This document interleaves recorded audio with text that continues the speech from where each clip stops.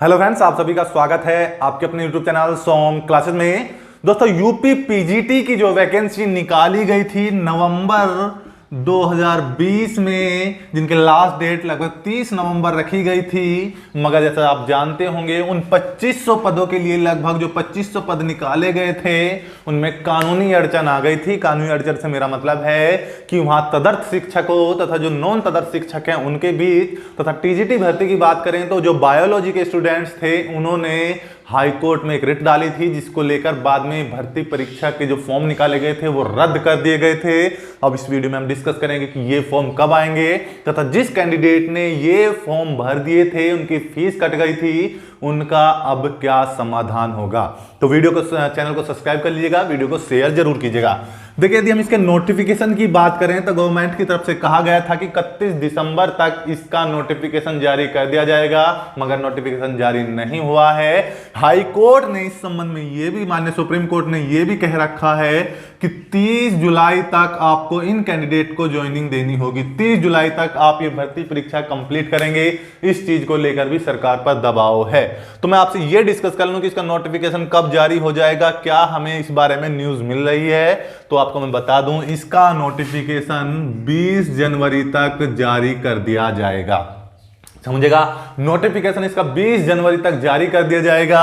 और उसके साथ हम यदि इसके फॉर्म डेट की बात करें तो 30 जनवरी से यूपी पीजीटी जिन्हें देना है उन कैंडिडेट्स के लिए ये साइट ओपन हो जाएगी। आप अपना फॉर्म फिल कर सकते हैं और जिस कैंडिडेट ने फीस सबमिट कर दी है एक बार, उसे दोबारा फीस सबमिट नहीं करनी है। जो उसे रजिस्ट्रेशन नंबर दिया गया होगा या उसके डॉक्यूमेंट्स होंगे, उसी के आधार पर उसकी पिछली फीस कटी हुई कोई मान्य माना जाएगा। उसे दोबारा फीस सबमिट नहीं करनी है। तो ये बहुत अच्छी तरीके से वो टेंशन ना ले कैंडिडेट जिनकी फीस सबमिट एक बार हो चुकी है।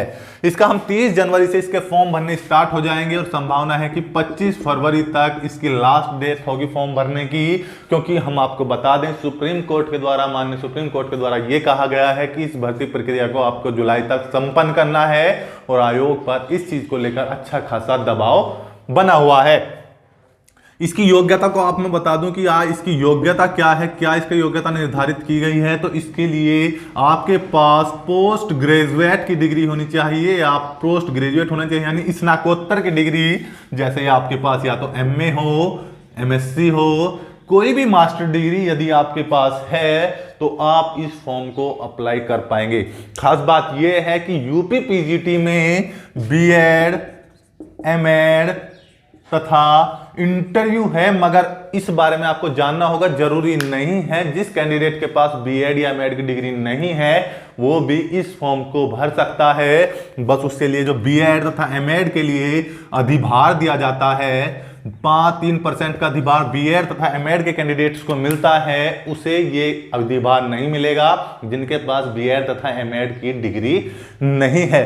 तो आपका ये फॉर्म 30 जनवरी से आने की पूरी संभावना है और 30 जनवरी से आप इस फॉर्म को भर सकते हैं। जिसने एक बार फॉर्म भर दिया है, फीस सबमिट कर दी है, उसे दोबारा फीस सबमिट नहीं करनी है, केवल अपना फॉर्म दोबारा अप्लाई करना है। योग्यता में आपके पास मास्टर डिग्री होनी चाहिए और मास्टर डिग्री के साथ यदि आपके पास बीएड है और यदि बीएड नहीं भी है तो आप फॉर्म भर लेंगे। बस जिसके पास बीएड, एमएड और जो डॉक्टरेट की डिग्री होगी उसे अधिभार दिया जाएगा, एक्स्ट्रा मार्क्स दिए जाएंगे और वो उनके काउंट होंगे। तो ये इस बार इसमें बातें मैं आपको बता रहा हूं कि अब तक इसके फॉर्म आने की पॉसिबिलिटी। इसका एग्जाम पैटर्न बहुत आसान तरीके से मैं आपको समझाऊंगा। जैसा आप यूपी जीआईसी के बारे में मैंने वीडियो बनाई थी, तो जीआईसी का पैटर्न और इसका पैटर्न कंप्लीटली डिफरेंट है, कोई मिक्स नहीं करता। एग्जाम पैटर्न भी अलग है और एग्जाम पैटर्न के साथ साथ जो सिलेबस है वो भी अलग है। तो आप यूपी जीआईसी तथा यूपी पीजीटी दोनों को बिल्कुल अलग मानकर चलिएगा, क्योंकि यूपी जीआईसी में हिंदी भी आएगी, जीके भी आएगी तथा आपका सब्जेक्टिव पेपर भी होगा। और वो सब्जेक्टिव पेपर इन रिटन होगा, यानी लिखित होगा, ऑप्शनल पेपर नहीं होगा, एमसीक्यू टाइप नहीं होगा। बट यहां यदि मैं पीजीटी की बात करूं तो सबसे फर्स्ट बात तो यही है, ये आपका एमसीक्यू होगा, यानी मल्टी चॉइस क्वेश्चन रहेगी। आपको एक क्वेश्चन दिया जाएगा, उसके बाद आपको 4 ऑप्शन दिए जाएंगे और आपको सही ऑप्शन पर क्लिक कर आना है, सही ऑप्शन करके आना है। बस आपका एक एग्जाम होगा और एग्जाम खत्म होने के बाद ये एग्जाम आपका 125 क्वेश्चन के लिए लगभग आपको 425 मार्क्स निर्धारित किए गए हैं।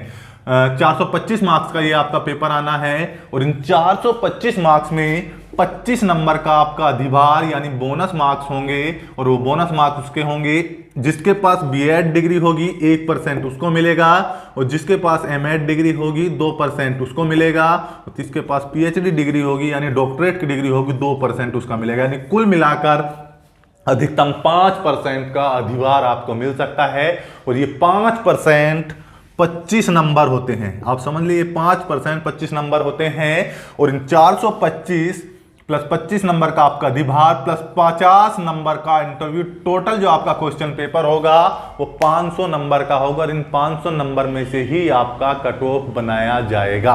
अब इसके एग्जाम पैटर्न की बात कर लें तो एग्जाम पैटर्न आपका केवल एक पेपर है और एक पेपर के बाद आपको इंटरव्यू के लिए कॉल किया जाएगा। एक पेपर जो 125 क्वेश्चन का आएगा 425 नंबर का होगा और वो कंप्लीट सब्जेक्ट से रिलेटेड होगा। जिस भी सब्जेक्ट से आप पीजीटी देना चाहते हैं कंप्लीट सब्जेक्ट से ही रिलेटेड रहेगा।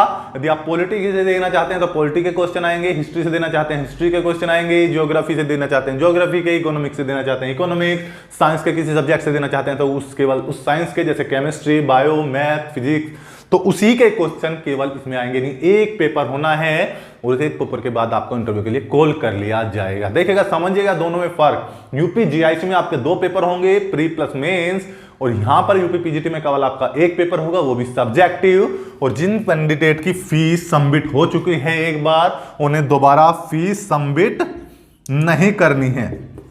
अब महत्वपूर्ण बात हम आपसे डिस्कस कर लें कि इसका एक्सपेक्टेड कट ऑफ क्या जाता है। जो प्रीवियस ईयर कट ऑफ गए होंगे वो सब हम इस वीडियो में डिस्कस करने वाले हैं। कट ऑफ डिस्कस कर लें इसका कि इसका कट ऑफ अक्सर क्या जाता है। देखिए दोस्तों, टोटल जो है नंबर 500 नंबर का ये पेपर आना होता है और इन 500 नंबर में यदि मैं रिटन एग्जाम की बात करूं, जो आपका रिटन एग्जाम होना होता है, उस रिटन एग्जाम में 125 क्वेश्चन में से यदि आप 105 प्लस क्वेश्चन करके आते हैं तो आप समझिएगा, ये जनरल कास्ट के लिए बता रहा हूं, जनरल कैंडिडेट्स के लिए, फॉर जनरल कैंडिडेट्स के लिए यदि वो 105 नंबर 105 क्वेश्चन बोल रहा हूं मैं, 105 क्वेश्चन करके आते हैं 125 में से, तो सिलेक्शन होता है। आमतौर पर इसका कट ऑफ इतना ही जाता है। इसका रीजन ये है कि टोटल सिलेबस जो है केवल 12th लेवल तक की बुक का आता है और एमसीक्यू क्वेश्चन होता है। कोई निगेटिव मार्किंग नहीं है, नो निगेटिव मार्किंग, किसी तरह की निगेटिव मार्किंग नहीं है और उसके बाद केवल आपको इंटरव्यू के लिए कॉल कर लिया जाता है। ये रिटन एग्जाम का कट ऑफ है। और यदि हम ओबीसी कैंडिडेट की बात करें तो ओबीसी कैंडिडेट का 102 के समथिंग रहता है, एससी कैंडिडेट का लगभग 95 और एसटी कैंडिडेट का लगभग 85 क्वेश्चन कट ऑफ जाता है। काफी हाई कट ऑफ जाता है, इसमें कोई दो राय नहीं है, क्योंकि एक सिंगल पेपर है, बिना निगेटिव का है और 12th लेवल तक का आता है, सीधे सीधे क्वेश्चन बनते रहते हैं, वही क्वेश्चन इसमें पूछा जाता है। मगर जीआईसी का आप समझना होगा, जीआईसी बिल्कुल इसके अलग होगा। जीआईसी ऐसा नहीं है, जीआईसी का कट ऑफ बहुत डाउन जाना है, 55-60% पर आपका नंबर आ जाएगा। तो यही हमें आपसे डिस्कस करना था कि इसका कट ऑफ क्या रहता है, क्या पैटर्न है, कैसे एग्जाम होना है, कब नोटिफिकेशन जारी होगा। उम्मीद करता हूं आपको वीडियो समझ आई होगी और वीडियो अच्छी लगी तो प्लीज लाइक, शेयर तथा सब्सक्राइब जरूर करें। मिलते हैं नेक्स्ट वीडियो में, तब तक के लिए जय हिंद, जय भारत।